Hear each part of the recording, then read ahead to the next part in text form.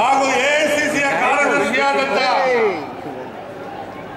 ಮಾನ್ಯ ದೇವರಾಜ್ ಅರಸರವರ ಮೊಮ್ಮಗನೂ ಆದಂಥ ಸೂರಜ್ ಹೆಗಡೆ ಅವರಿಗೆ ತಮ್ಮೆಲ್ಲರ ಪರವಾಗಿ ಉತ್ಪೂರ್ವಕವಾಗಿ ಸ್ವಾಗತವನ್ನು ಬಯಸ್ತೇನೆ.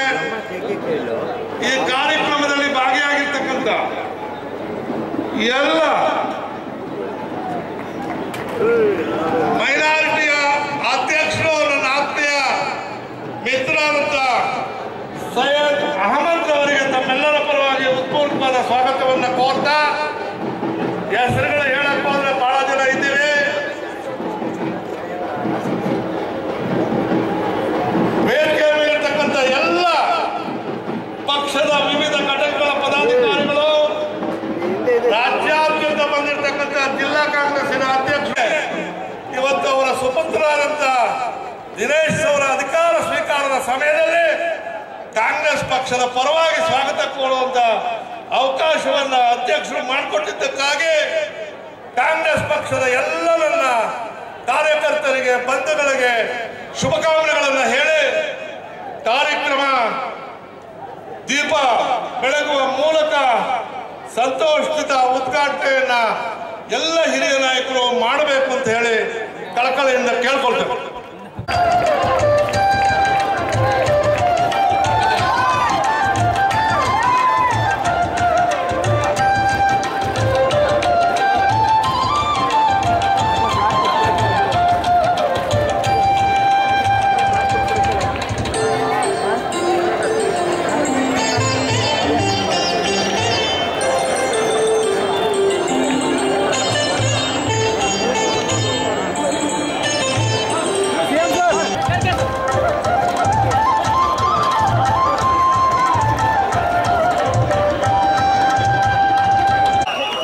ಅಧ್ಯಕ್ಷರು, ಸನ್ಮಾನ್ಯ ಮುಖ್ಯಮಂತ್ರಿಗಳು, ಮಲ್ಲಿಕಾರ್ಜುನ ಖರ್ಗೆ ಸಾಹೇಬರು, ಎಲ್ಲ ಪಕ್ಷದ ವರಿಷ್ಠರು, ಇವತ್ತು ತಮ್ಮೆಲ್ಲರ ಸಮ್ಮುಖದಲ್ಲಿ ನೂತನ ಕೆಪಿಸಿಸಿಯ ಕಾರ್ಯಾಧ್ಯಕ್ಷರಾದ ದಿನೇಶ್ ಗುಂಡೂರಾವ್ ಅವರಿಗೆ ಅಧಿಕಾರವನ್ನು ವಹಿಸ್ತಾ ಇದ್ದಾರೆ. ಇಂದಿನ ಮುಖ್ಯ ಕಾರ್ಯಕ್ರಮ ಪದಗ್ರಹಣ ಈಗ ನೆರವೇರ್ತಾ ಇದೆ. ತಮ್ಮೆಲ್ಲರ ಸಮ್ಮುಖದಲ್ಲಿ ದಿನೇಶ್ ಗುಂಡೂರಾವ್ ಅವರು ನೂತನ ಕಾರ್ಯಾಧ್ಯಕ್ಷರಾಗಿ ಅಧಿಕಾರವನ್ನು ವಹಿಸಿಕೊಂಡು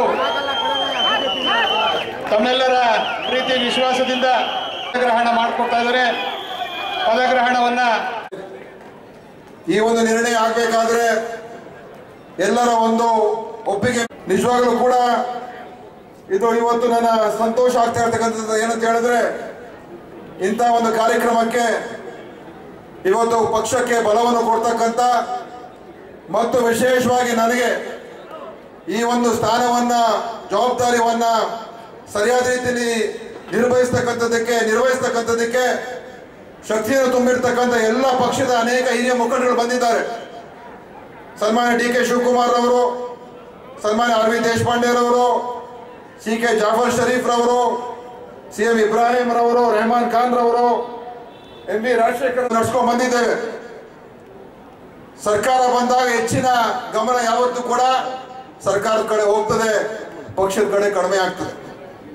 ಆದರೆ ಯಾವಾಗಲೂ ಕೂಡ ನಮ್ಮ ರಾಜಕೀಯದ ಒಂದು ಸಿದ್ಧಾಂತ ಏನಿದೆ, ನಮ್ಮ ಕಾರ್ಯಕ್ರಮಗಳು ಏನಿದೆ, ನಮ್ಮ ಉದ್ದೇಶಗಳೇನಿದೆ, ಅದೆಲ್ಲವೂ ಕೂಡ ಸರಿಯಾದ ರೀತಿಯಲ್ಲಿ ಜನರಿಗೆ ಮುಟ್ಟಿಸಬೇಕಾದ್ರೆ ಅದು ಪಕ್ಷ ಸದೃಢವಾಗಿದ್ದರೆ ಮಾತ್ರ ಸಾಧ್ಯ ಆಗ್ತದೆ ಹೊರತು ಕೇವಲ ಸರ್ಕಾರದ ಮುಖಾಂತರ ಕಾರ್ಯಕ್ರಮಗಳನ್ನು ಮಾಡುವ ಮುಖಾಂತರ ಜನರಿಗೆ ಅದನ್ನು ಮುಟ್ಟಿಸೋದಕ್ಕೆ ಸಾಧ್ಯ ಆಗುತ್ತಿಲ್ಲ ಕೂಡ ಅಂತ ಈ ಸಂದರ್ಭದಲ್ಲಿ ಹೇಳಕ್ಕೆ ಇಷ್ಟಪಡ್ತಾ ಇದ್ದೀನಿ. ಇವರು ಸಂಸತ್ ಸದಸ್ಯರು ಎಲ್ಲರೂ ಕೂಡ ಬಂದಿದ್ದೀರಾ.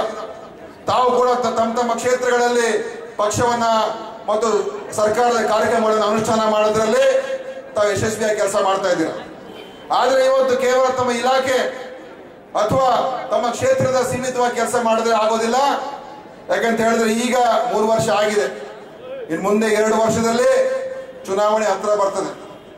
ಈ ಚುನಾವಣೆಯಲ್ಲಿ ಕಾಂಗ್ರೆಸ್ ಪಕ್ಷವನ್ನ ಮತ್ತೆ ನಾವು ಗೆಲ್ಲಿಸ್ತಕ್ಕಂಥದ್ದು ಬಹಳ ಮುಖ್ಯ.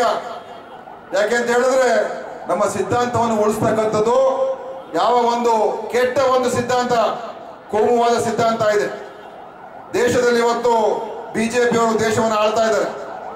ಆದ್ರೆ ಅವರಲ್ಲಿ ಇರ್ತಕ್ಕಂಥ ಏನು ಈಗಾಗಲೇ ಸನ್ಮಾನ್ಯ ಖರ್ಗೆ ಅವರು, ಸನ್ಮಾನ್ಯ ಮುಖ್ಯಮಂತ್ರಿಗಳು ಮತ್ತು ಸನ್ಮಾನ್ಯ ಡಾಕ್ಟರ್ ಪರಮೇಶ್ವರ್ ಅವರು ಹೇಳಿದ್ದಾರೆ. ಬಹಳ ಸ್ಪಷ್ಟವಾಗಿ ಇವತ್ತು ನಮ್ಮ ದೇಶ ಮುಂದೆ ದೊಡ್ಡ ಸವಾಲಿದೆ. ಒಂದ್ ಕಡೆ ಅವರು ನಮ್ಮ ಪಕ್ಷವನ್ನ ಮುಗಿಸ್ಬೇಕು ಅಂತ ಹೊರಟಿದ್ದಾರೆ, ದೊಡ್ಡ ಮಟ್ಟದ ಸಂಚಲನ ಆಗ್ತಾ ಇದ್ದಾರೆ. ಇಡೀ ವ್ಯವಸ್ಥೆಯನ್ನು ಉಪಯೋಗ ಮಾಡಿಕೊಂಡು ಕಾಂಗ್ರೆಸ್ ಅನ್ನ ನಿರ್ನಾಮ ಮಾಡಬೇಕು ಅಂತ ಉದ್ದೇಶದಿಂದ ಪ್ರಯತ್ನ ಮಾಡ್ತಾ ಇರ್ತಕ್ಕಂಥ ಸನ್ನಿವೇಶಗಳು ಇವತ್ತು ದಿವಸ ನಮ್ಮ ಮುಂದೆ ಇದೆ. ಆದ್ರೆ ಈ ಸವಾಲನ್ನು ಸ್ವೀಕಾರ ಮಾಡಬೇಕಾಗ್ತದೆ. ಈ ಸವಾಲನ್ನು ಸ್ವೀಕಾರ ಮಾಡಿ ನಾವು ಗೆಲ್ಲಬೇಕಾದ್ರೆ ನಮ್ಮಲ್ಲಿ ಇರ್ತಕ್ಕಂಥ ಕಾರ್ಯಕರ್ತರು ತಯಾರಾಗಬೇಕಾಗ್ತದೆ. ಇವತ್ತು ನಾನು ಈಗಾಗಲೇ ಹೇಳಿದಾಗೆ ಹಲವಾರು ವರ್ಷಗಳಿಂದ ಪಕ್ಷದಲ್ಲಿ ಕೆಲಸ ಮಾಡ್ಕೊಂಡು ಬಂದಿದ್ದೇನೆ. ಯೂತ್ ಕಾಂಗ್ರೆಸ್ನ ಕಾರ್ಯಕರ್ತನಾಗಿ, ಯೂತ್ ಕಾಂಗ್ರೆಸ್ನ ಪದಾಧಿಕಾರಿಯಾಗಿ, ಯೂತ್ ಕಾಂಗ್ರೆಸ್ನ ಅಧ್ಯಕ್ಷನಾಗಿ, ಆ ಸಂದರ್ಭದಲ್ಲಿ ಅಧ್ಯಕ್ಷನಾಗಬೇಕಾದ್ರೆ ಸನ್ಮಾನ್ಯ ಧರ್ಮಸಿಂಗ್ ರವರು ನಮ್ಮ ರಾಜ್ಯದ ಅಧ್ಯಕ್ಷರಾಗಿದ್ದರು. ಸನ್ಮಾನ್ಯ ಮಲ್ಲಿಕಾರ್ಜುನ್ ಖರ್ಗೆ ಅವರು ವಿರೋಧ ಪಕ್ಷದ ನಾಯಕರಾಗಿದ್ದರು. ಆ ಒಂದು ಕಾಲದಲ್ಲಿ ನನ್ನನ್ನು ಕೂಡ ಯೂತ್ ಕಾಂಗ್ರೆಸ್ನ ಅಧ್ಯಕ್ಷರಾಗಿ ಮಾಡೋದು.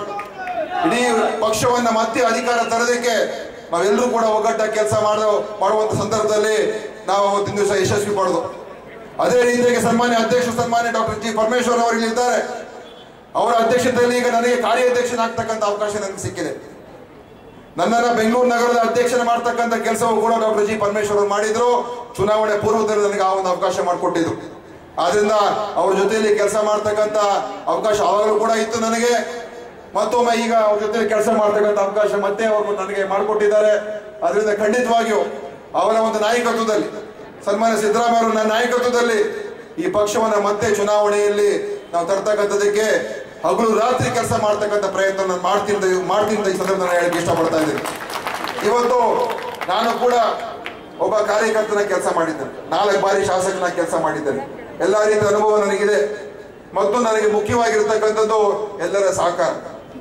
ಯಾಕೆಂತ ಹೇಳಿದ್ರೆ ಸನ್ಮಾನ್ಯ ಸಿದ್ದರಾಮಯ್ಯ ಅವರು ಹೇಳಿದಾಗೆ ಆ ಒಗ್ಗಟ್ಟು ಇಲ್ಲದೆ ಹೋದ್ರೆ ನಾವು ಏನನ್ನು ಕೂಡ ಸಾಧನೆ ಮಾಡೋಕ್ಕಾಗೋದಿಲ್ಲ. ಹಿಂದಿನ ಇತಿಹಾಸಗಳು ನೋಡಿದಾಗ ಯಾವಾಗ ಪಕ್ಷದಲ್ಲಿ ಬಿರುಕು ಬಂತು, ಯಾವಾಗ ಪಕ್ಷದಲ್ಲಿ ಒಗ್ಗಟ್ಟು ಮುರಿತು, ಆಗೆಲ್ಲ ಚುನಾವಣೆಗಳೆಲ್ಲ ಆಘಾತವನ್ನು ನಾವು ನೋಡಿದ್ದೇವೆ. ಆದ್ರೆ ಇವತ್ತು ಕರ್ನಾಟಕದಲ್ಲಿ ಕಾಂಗ್ರೆಸ್ ಒಗ್ಗಟ್ಟಾಗಿದೆ. ಕಾಂಗ್ರೆಸ್ ಇವತ್ತು ನಮ್ಮ ನಾಯಕರ ನೇತೃತ್ವದಲ್ಲಿ ಕೆಲಸ ಮಾಡ್ತಕ್ಕಂಥ ಎಲ್ಲ ರೀತಿಯ ಒಂದು ವಾತಾವರಣ, ಐಕ್ಯತೆ ನಮ್ಮಲ್ಲಿದೆ. ಆದ್ರೆ ಇವತ್ತು ಅದನ್ನು ಕಾರ್ಯರೂಪಕ್ಕೆ ತರಬೇಕಾಗ್ತದೆ. ನಮ್ಮ ಸಾಧನೆಗಳು ಅಪಾರವಾಗಿದೆ. ನಮ್ಮ ಸರ್ಕಾರದ ಸಾಧನೆಗಳು ಏನು ಕಡಿಮೆನೇ ಇಲ್ಲ. ಈಗಾಗಲೇ ಮುಖ್ಯಮಂತ್ರಿಗಳು ಹೇಳಿದ್ರು ಏನೇನು ಕಾರ್ಯಕ್ರಮ ಮಾಡ್ಕೊಂಡು ಬಂದಿದ್ದೀವಿ ಅಂತ. ನೀರಾವರಿ ಯೋಜನೆಗಳಿರ್ಬೋದು, ನಮ್ಮ PWD ಮಿನಿಸ್ಟರ್ ಮಾದೇವಪ್ಪನವರು ಕೂಡ ಇದ್ರು, ಬಹುಶಃ ಅವರೆಲ್ಲ ಹೋಗ್ಬಿಟ್ಟಿರ್ಬೇಕು. ಅವರ ಇಲಾಖೆಯಲ್ಲಿ ಆಗ್ತಾ ಇರ್ತಕ್ಕಂಥ ರಸ್ತೆಯ ಕಾಮಗಾರಿಗಳಿರ್ಬೋದು, ಮತ್ತೆ ಇವತ್ತು APMCಯಲ್ಲಿ ಇಡೀ ದೇಶಕ್ಕೆ ಗಮನ ಸೆಳೆಯತಕ್ಕಂಥ ಏನೋ ಒಂದು ಆನ್ಲೈನ್ ಮುಖಾಂತರ ಈ ಮಾರುಕಟ್ಟೆ ವ್ಯವಸ್ಥೆಯನ್ನು ಮಾಡಿದ್ದೇವೆ. ಆ ಒಂದು ಈ ಮಾರುಕಟ್ಟೆ ವ್ಯವಸ್ಥೆ ಸುಮಾರು ಎಲ್ಲ 160ಕ್ಕಿಂತ ಹೆಚ್ಚಿನ APMC ಯಾರ್ಡ್ಗಳಲ್ಲಿ ಇವತ್ತು ದಿವಸ ಅನುಷ್ಠಾನ ಆಗಿ ನೇರವಾಗಿ ಒಂದು ರೈತರಿಗೆ ಹೆಚ್ಚು ಬೆಲೆ ಸಿಗ್ತಕ್ಕಂಥ ಒಂದು ವ್ಯವಸ್ಥೆಯನ್ನ ಇಡೀ ದೇಶದಲ್ಲಿ ಪ್ರಥಮವಾಗಿ ಆಗಿರ್ತಕ್ಕಂಥ ನಮ್ಮ ಕರ್ನಾಟಕ ರಾಜ್ಯದಲ್ಲಿ ಆಗಿದೆ. ಇವತ್ತು ಭೂಮಿಯ ಯೋಜನೆ ನಮ್ಮ ಕಂದಾಯ ಇಲಾಖೆಯಲ್ಲಿ ಕಂದಾಯ ಅದಾಲತ್ಗಳನ್ನು ಮಾಡಿದ್ದಾರೆ. ಪಹಣಿಯನ್ನ ಇವತ್ತಿನ ದಿವಸ ನೇರವಾಗಿ ಪಂಚಾಯತಿ ಕಚೇರಿಗಳು ತಗೊಳ್ತಕ್ಕಂಥದ್ದು ಮಾಡ್ತಾ ಇರ್ತಕ್ಕಂಥದ್ದು, ಪಿಂಚಣಿಗಳು ಸಿಗ್ತಾ ಇರ್ತಕ್ಕಂಥದ್ದು. ಮತ್ತು ಈಗ ಸನ್ಮಾನ್ಯ ಕಾಗೋಡು ತಿಮ್ಮಪ್ಪನವರು ನಮ್ಮ ಕಂದಾಯ ಸಚಿವರಾದ್ಮೇಲೆ ಈಗಾಗಲೇ ಘೋಷಣೆ ಮಾಡಿದ್ದಾರೆ, ಡಿಸೆಂಬರ್ ತಿಂಗಳ ಒಳಗಡೆ ಎಲ್ಲ ಈ ಬಗ ರೂಪದಲ್ಲಿ ಸಿಗ್ಬೇಕಾಗಿರ್ತಕ್ಕಂಥ ಹಕ್ಕುಗಳೇನು ನಮ್ಮ ರೈತರಿಗೆ ಮತ್ತು ಗ್ರಾಮಾಂತರ ಪ್ರದೇಶ ಜನರಿಗೆ ಸಿಗ್ಬೇಕಾಗಿರ್ತಕ್ಕಂಥ ಡಿಸೆಂಬರ್ ಒಳಗಡೆ ಮುಗಿಸ್ತೀವಿ ಅಂತ ಹೇಳಿದ್ದಾರೆ. ಪೋಡಿ ಅದಾಲತ್ ಮಾಡ್ತಾ ಇರ್ತಕ್ಕಂಥದ್ದು, ಎಷ್ಟೊಂದು ಕಾರ್ಯಕ್ರಮ ಇವತ್ತು ನಮ್ಮ ಸರ್ಕಾರ ಮಾಡಿದೆ. ಕ್ಷೀರ ಭಾಗ್ಯ, ಅನ್ನ ಭಾಗ್ಯ, ಕೃಷಿ ಭಾಗ್ಯ ಎಲ್ಲವೂ ಕೂಡ ಇವತ್ತು ನೇರವಾಗಿ ಜನರಿಗೆ ಒಂದ್ ಕಡೆ ಅಭಿವೃದ್ಧಿ, ಇನ್ನೊಂದು ಕಡೆ ಸಾಮಾಜಿಕ ನ್ಯಾಯ ಕೊಡ್ತಕ್ಕಂಥ ಕಾರ್ಯಕ್ರಮಗಳು. ಇದೇ ಕೆಲಸದಲ್ಲಿ ಅಷ್ಟು ದೊಡ್ಡ ಮಟ್ಟದ ಆರ್ಥಿಕ ಬೆಳವಣಿಗೆ ಯಾವ ಸರ್ಕಾರದಲ್ಲೂ ಕೂಡ ಆಗಿರಲಿಲ್ಲ. ಆ 10 ವರ್ಷ UPA ಮನಮೋಹನ್ ಸಿಂಗ್ ಸರ್ಕಾರದಲ್ಲಿ ಆಯ್ತು. ಆದ್ರೆ ಆ ಅಭಿವೃದ್ಧಿ ಜೊತೆಯಲ್ಲಿ ಜನರನ್ನ ಯಾವತ್ತೂ ನಮ್ಮ ಸರ್ಕಾರ ಮರೀಲಿಲ್ಲ. ಆಹಾರ ಭದ್ರತೆ ಯೋಜನೆ ಕೊಟ್ಟು, ಅದು ಕೇಂದ್ರ ಸರ್ಕಾರ ಮನಮೋಹನ್ ಸಿಂಗ್ ಸೋನಿಯಾ ಗಾಂಧಿ ಅವರ ಕಾರ್ಯಕ್ರಮ. ಗ್ರಾಮೀಣ ಖಾತ್ರಿ ಯೋಜನೆ, ಉದ್ಯೋಗ ಖಾತ್ರಿ ಯೋಜನೆ, ಅದು ಕೂಡ ನಮ್ಮ ಕಾರ್ಯಕ್ರಮ. ಮಾಹಿತಿ ಹಕ್ಕು ಕಾಯ್ದೆ, ಭ್ರಷ್ಟಾಚಾರ ನಿರ್ಮೂಲನೆ ಮಾಡ್ತಕ್ಕಂಥ ಒಂದು ಕಾರ್ಯಕ್ರಮ ಯಾರು ಕೊಟ್ಟಿರ್ತಕ್ಕಂಥದ್ದು? ನಮ್ಮ UPA ಸರ್ಕಾರ ಕೊಟ್ಟಿರ್ತಕ್ಕಂಥದ್ದು. ಎಲ್ಲ ಜನಾಂಗದನ್ನು ಪ್ರೀತಿ ಮಾಡಬೇಕು, ಎಲ್ಲರನ್ನು ಕೂಡ ನಾವು ವಿಶ್ವಾಸಕ್ಕೆ ತಗೊಳ್ಬೇಕು, ಸಾಮೂಹಿಕವಾಗಿ ಎಲ್ಲರನ್ನು ಕೂಡ ಸೇರಿಸ್ಕೊಳ್ಬೇಕು, ಮತ್ತೆ ಒಗ್ಗಟ್ಟಾಗಿ ನಾವು ಇರಬೇಕು. ಆ ಒಂದು ದೃಷ್ಟಿಯಲ್ಲಿ, ಆ ಒಂದು ರೀತಿಯಾಗಿ ನಾನು ಕೂಡ ಕೆಲಸ ಮಾಡ್ತೀನಿ. ಈಗಾಗಲೇ ಮುಖ್ಯಮಂತ್ರಿಗಳು ಮತ್ತು ಅಧ್ಯಕ್ಷ ಹೇಳಿದ್ದಾರೆ. ಪ್ರವಾಸವನ್ನು ಮಾಡ್ತಕ್ಕಂಥದ್ದು, ಕಾರ್ಯಕರ್ತರನ್ನ ಭೇಟಿಯಾಗುವಂಥದ್ದು ಮತ್ತು ಎಲ್ಲೆಲ್ಲಿ ಏನೇನು ಒಡಕುಗಳಿದೆ, ಸಮಸ್ಯೆಗಳಿದೆ ಅದನ್ನು ಬಗೆಹರಿಸ್ತಕ್ಕಂಥದ್ದು ಮತ್ತು ಪಕ್ಷವನ್ನ ಮತ್ತೆ 2018ನೇ ಇಸ್ವಿಯಲ್ಲಿ ಯಾವಾಗ ಕೂಡ ಇಡೀ ದೇಶದ ಇತಿಹಾಸದಲ್ಲಿ ಕಾಂಗ್ರೆಸ್ಗೆ ತೊಂದರೆ ಆದಾಗ, ಸಮಸ್ಯೆ ಆದಾಗ ಕರ್ನಾಟಕನೇ ಕಾಂಗ್ರೆಸ್ ಪಕ್ಷಕ್ಕೆ ಪುನರ್ಜೀವ ಕೊಟ್ಟಿರ್ತಕ್ಕಂಥ ಇತಿಹಾಸ ಇದೆ. ಅದೇ ಇತಿಹಾಸವನ್ನು ಮರುಕಳಿಸುವಂತ ರೀತಿಯಲ್ಲಿ ಈ 2018 ಚುನಾವಣೆ ಆಗುವಂತ ರೀತಿಯಲ್ಲಿ ನಾವೆಲ್ಲರೂ ಸೇರಿ ಮಾಡುವಂತ ಸಂದರ್ಭದಲ್ಲಿ ಹೇಳಿ ತಮ್ಗೆಲ್ಲರೂ ಕೂಡ ವಂದಿಸಿ ಮಾತನ್ನು ಮುಗಿಸ್ತೇನೆ. ಜೈ ಹಿಂದ್, ಜೈ ಕರ್ನಾಟಕ, ಜೈ ಕಾಂಗ್ರೆಸ್. ಈಗ ವಂದನಾರ್ಪಣೆ ಡಿಸಿಸಿ ಅಧ್ಯಕ್ಷರಾದ ಜಿ ಶೇಖರ್ ಅವರು ವಂದನಾರ್ಪಣೆ ಮಾಡುವ ಮುಖಾಂತರ ಕಾರ್ಯಕ್ರಮ ಮುಕ್ತಾಯ ಆಗುತ್ತೆ.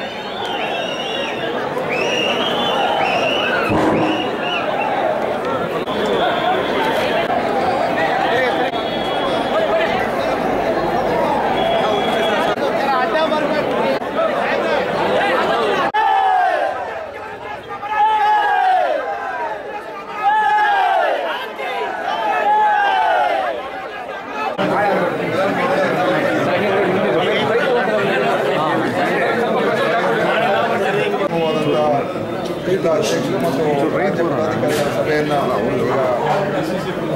ಸಂಕ್ಷಿಪ್ತವಾಗಿ ಮಾಡಿದ್ದೀವಿ. ಕೆಲವು ಮುಖ್ಯವಾಗಿದ್ದ ವಿಚಾರಗಳ ಬಗ್ಗೆ ನಾವು ಚರ್ಚೆ ಮಾಡಿದ್ದೀವಿ. ಮುಂದಿನ ಕಾರ್ಯಕ್ರಮಗಳ ಬಗ್ಗೆ ಯಾವ ರೀತಿಯಾಗಿ ನಾವು ಮಾಡ್ಕೊಂಡು ಹೋಗಬೇಕು. ಆಮೇಲೆ ನಾನು ಎಲ್ಲ ಜಿಲ್ಲೆಗಳ ಪ್ರವಾಸವನ್ನು ಕೂಡ ಹಮ್ಮಿಕೊಳ್ತಾ ಇದ್ದೀನಿ ಮತ್ತು ಪಕ್ಷ ಸಂಘಟನೆಯನ್ನು ಯಾವ ರೀತಿ ನಾವು ಕಾರ್ಯಕ್ರಮಗಳನ್ನು ರೂಪಿಸ್ಕೊಂಡು ಅಭಿಪ್ರಾಯ. ಆದರೆ ಇದು ಒಂದು ಔಪಚಾರಿಕವಾದ ಸಭೆ ಯಾಕೆಂತ ಹೇಳಿದ್ರೆ ಇವತ್ತೇ ನನ್ನ ಪದಗ್ರಹಣ ಆಗಿರುವುದು. ಇನ್ನೂ ಏನು ಮುಂದಕ್ಕೆ ಮಾಡಬೇಕು ಅಂತ ನಾವೆಲ್ಲ ಸಮಾಲೋಚನೆ ಮಾಡಿ ರಾಜ್ಯಾದ್ಯಂತ ಇವತ್ತೇನು ಕಾಂಗ್ರೆಸ್ ಪಕ್ಷದ ಸರ್ಕಾರದ ಸಾಧನೆಗಳಿವೆ, ಆಮೇಲೆ ನಮ್ಮ ಒಂದು ಪಕ್ಷದ ಸಿದ್ಧಾಂತ ಎಲ್ಲವನ್ನು ಕೂಡ ಜನರಿಗೆ ಮುಟ್ಟಿಸುವಂಥದ್ದು. ಮತ್ತು ಇವತ್ತೇನು ವಿರೋಧ ಪಕ್ಷದವರು ಮಾಡ್ತಾ ಇರತಕ್ಕಂಥ ಸುಳ್ಳಿನ ಪ್ರಚಾರವನ್ನು ಅದನ್ನು ನಿಜಾಂಶಗಳನ್ನು ಜನರಿಗೆ ಮುಟ್ಟಿಸುವಂಥ ಕೆಲಸವನ್ನು ಕೂಡ ಮಾಡಬೇಕಾಗ್ತದೆ ಅಂತ ಒಂದು ಸಭೆಯಲ್ಲಿ ಮುಖ್ಯವಾಗಿ ನಾವು ಚರ್ಚೆ ಮಾಡಿದ್ದೀವಿ. ಸರ್, ಏನು ನಾಳೆ ಬಿಜೆಪಿ ಗಣಪತಿ ಅವರು DYSP ಗಣಪತಿ ಇಶ್ಯೂನ ಪ್ರಮುಖವಾಗಿ ಅಂತ ತೀರ್ಮಾನ ಮಾಡಿ ಇದ್ರ ಬಗ್ಗೆ ನೀವು ಯಾವ ರೀತಿ ನೋಡಿ, BJPಯವ್ರಿಗೆ ಈ ರೀತಿಯ ಪ್ರಕರಣಗಳಲ್ಲಿ ನ್ಯಾಯ ಸಿಗಬೇಕು ಅಥವಾ ನಿಜಾಂಶ ಏನು ಅಂತ ಅವರಿಗೆ ಅದರ ಬಗ್ಗೆ ಕಾಳಜಿ ಇಲ್ಲ. ಹಿಂದೆ DK ರವಿಯ ಪ್ರಕರಣದಲ್ಲೂ ಕೂಡ ಯಾವ ರೀತಿಯಾಗಿ ಅವರು ಇಡೀ ಘಟನೆಯ ಸಂದರ್ಭದಲ್ಲಿ ಶವದ ಮೇಲೆ ರಾಜಕೀಯ ಮಾಡೋದು, ಅದೇ ರೀತಿಯ ಇವತ್ತು ದಿವಸ DYSP ಗಣಪತಿಯ ಒಂದು ಏನು ಅವರ ಆತ್ಮಹತ್ಯೆಯಾಗಿ ಅವ್ರಿಗಿರೋದು ಅದರ ಮೇಲೆ ರಾಜಕೀಯ ಮಾಡ್ತಾ ಇದ್ದಾರೆ. ಕಾಂಗ್ರೆಸ್ ಪಕ್ಷ ಸರ್ಕಾರ ಕೂಡ ಕಡಾಖಂಡಿತವಾಗಿ ಹೇಳಿದ್ದೀವಿ. ಇದರಲ್ಲಿ ಯಾರನ್ನು ಕೂಡ ರಕ್ಷಣೆ ಮಾಡ್ತಕ್ಕಂಥ ಪ್ರಶ್ನೆ ಉದ್ಭವ ಆಗೋದಿಲ್ಲ. ಮತ್ತು ಇದು ಒಂದು ಭಾಳ ಸೂಕ್ಷ್ಮವಾದಂಥ ವಿಚಾರ. ಅದನ್ನು ಸಂಪೂರ್ಣವಾದಂಥ ಒಳ್ಳೆಯ ತನಿಖೆಯನ್ನು ಮಾಡಿಸಿ ಜನರ ಮಧ್ಯೆ ಆ ತನಿಖೆಯ ವರದಿ ಆಧಾರದ ಮೇಲೆ ಕ್ರಮ ತಗೊಳ್ತೀವಿ. ಇವತ್ತು ಇವರು ರಾಜಕೀಯ ಒಂದು ಸ್ವಾರ್ಥಕ್ಕೋಸ್ಕರ ಬೇರೆ ಬೇರೆ ರೀತಿಯಲ್ಲಿ ಇದನ್ನು ಅವರು ಏನು ಯಾವ ರೀತಿ ಮರಳಿಸ್ತಾ ಇದ್ದಾರೆ, ಖಂಡಿತವಾಗಿ ಇದರಿಂದ ಏನು ಕೂಡ ಲಾಭ ಸಿಗೋದಿಲ್ಲ. ಮತ್ತು ಯಾವ ತೀರೋಗಿರ್ತಕ್ಕಂಥ ವ್ಯಕ್ತಿಯ ಒಂದು ಆತ್ಮಕ್ಕೆ ಅದಕ್ಕೆ ಶಾಂತಿ ಕೂಡ ಸಿಗೋದಿಲ್ಲ. ಯಾಕಂದರೆ ಇದು ಅವ್ರ ಬಗ್ಗೆ ಇವ್ರಿಗೇನು ಕಾಳಜಿ ಇಲ್ಲ, ಗಣಪತಿಯವ್ರ ಕುಟುಂಬದ ಬಗ್ಗೆ ಇವ್ರಿಗೆ ಕಾಳಜಿ ಇಲ್ಲ. ಇವ್ರಿಗೆ ಇರ್ತಕ್ಕಂಥದ್ದು ಹೇಗೆ ತಮ್ಮ ರಾಜಕೀಯ ಶಕ್ತಿನ ಬೆಳೆಸ್ಕೊಳ್ಳೋದಕ್ಕೋಸ್ಕರ. ಇವತ್ತು DK ರವಿಯವರು ಕುಟುಂಬದ ಕಡೆ ಹೋಗಿದ್ದಾರೆ, ಅಥವಾ ಅವತ್ತಿನ ದಿವಸ ಅವ್ರನ್ನ ಮೆರವಣಿಗೆ ಮಾಡ್ಕೊಂಡು ಕರ್ಕೊಂಡ್ಬಂದರು ವಿಧಾನಸೌಧಕ್ಕೆ. ಆಮೇಲೆ ಅದನ್ನು ತಿರುಗಿ ನೋಡಿದ್ದಾರೆ ಇವರು. ಅದ್ರ ಬಗ್ಗೆ CBI ಎನ್ಕ್ವೈರಿ ನಡೀತಾ ಉಂಟು. ಯಾಕೆ BJPಯವರು CBI ಎನ್ಕ್ವೈರಿ ಬೇಗ ಮುಕ್ತಾಯ ಮಾಡಿಸಿ ಅದರಲ್ಲಿ ಏನಾಯಿತು ಅಂತ ನಿಜಾಂಶನ ಹೊರಗೆ ತರೋದಕ್ಕೆ ಯಾಕೆ ಇವರು ಎಫರ್ಟ್ಸ್ ಆಗ್ತಾರೆ? ಕೇಂದ್ರ ಸರ್ಕಾರ ಅವ್ರದೇ ಆಗಿದೆ, ಯಾಕೆ ಮಾಡ್ತಾ ಇಲ್ಲ ಇವತ್ತು? ಅವತ್ತು ಹೋಗಿ ಕರ್ಕೊಂಬಂದು ವಿಧಾನಸೌಧ ಮುಂದೆ ಕೂರಿಸಿದ್ರಲ್ಲ ಪಾಪ DK ರವಿಯವರ ತಾಯಿ. ಇವತ್ತು ಯಾಕೆ ಅವ್ರ ಕಡೆ ಗಮನನೇ ಕೊಡ್ತಾ ಇಲ್ಲ ಇರುತ್ತೆ? ಯಾಕಂತ ಹೇಳಿದ್ರೆ ರಾಜಕೀಯದ ಲಾಭ ಇಲ್ಲ ಅಂತೇಳಿ ಬಿಟ್ಕೊಂಡಿದ್ದಾರೆ. ಅದೇ ಪ್ರಕಾರ ಇವತ್ತು ಗಣಪತಿಯವರ ಕೇಸ್ನಲ್ಲಿ ಕೂಡ ಅದನ್ನೇ ಮಾಡ್ತಾರೋ. ಸೊ ಇವ್ರದ್ದು ಷಡ್ಯಂತ್ರಗಳು. ಇದರಿಂದ ಕಾಂಗ್ರೆಸ್ ಪಕ್ಷ ಮುಗಿಕೊಳ್ಳೋದಿಲ್ಲ. ನಮಗೆ ನಮ್ಮ ಸಚಿವರ ಬಗ್ಗೆ ಪೂರ್ತಿ ಭರವಸೆ ಇದೆ. CID ಎನ್ಕ್ವೈರಿ ಭಾಳ ಯಶಸ್ವಿಯಾಗಿ ಸರಿಯಾದ ರೀತಿಯಲ್ಲಿ ಮಾಡ್ತಾರೆ. ನಮ್ಮ ಪೊಲೀಸ್ ಅಧಿಕಾರಿಗಳು ನಿಷ್ಪಕ್ಷಪಾತ ರೀತಿಯಲ್ಲಿ ಅವರು ತನಿಖೆಯನ್ನು ಮಾಡ್ತಾರೆ. ಎಲ್ಲ ಇವಾಗೆಲ್ಲ ಹೇಳಿದ್ರು, ಥ್ಯಾಂಕ್ಸ್ ಹೇಳೋದೇ ಮಾಡ್ಬೋದಲ್ಲ. DCC ಎಲ್ಲ ಹೇಳಿದ್ರು ಸರ್, ಹೇಳಿದ್ರು ಹೇಳಿದೆ ಅಷ್ಟೇ. ಕೊನೆ ಬರೋದು ನನಗೆ